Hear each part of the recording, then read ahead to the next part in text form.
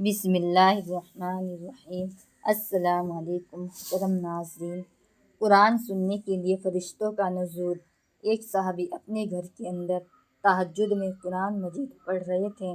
طبیعت ایسی مچل رہی تھی کہ جی چاہتا تھا کہ ذرا زہر اونچی آواز سے پڑھے، مگر قریبی ایک گھوڑا بندھا ہوا تھا اور چارپائی پر بچہ لیٹا ہوا تھا۔ محسوس کیا کہ جب اونچا پڑھتا ہوں تو گھوڑا بھی دھکتا ہے، لہٰذا دل میں خوف پیدا ہوا کہ گھوڑا کہیں بچے کو نقصان نہ پہنچا دے۔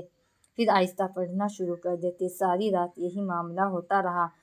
جب تہجد مکمل کی اور دعا کے لیے ہاتھ اٹھائے تو کیا دیکھتے ہیں کہ کچھ ستاروں کی مانند روشنیاں ہیں جو ان کے سر کے اوپر آسمان کی طرف واپس جا رہی ہیں۔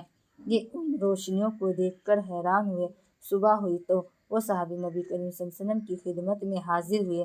عرض کیا کہ اللہ کے محبوب صلی اللہ علیہ وسلم، میں نے رات کو تہجد اس انداز سے پڑھی کہ بچے کے خوف کی وجہ سے آہستہ پڑھتا تھا اور جی چاہتا تھا کہ ذرا آواز کے ساتھ پڑھوں، مگر دعا کے وقت میں نے کچھ روشنیاں آسمان کی طرف جاتے دیکھی۔ اللہ رب العزت کے محبوب صلی اللہ علیہ وسلم نے ارشاد فرمایا کہ وہ رب کریم کے فرشتے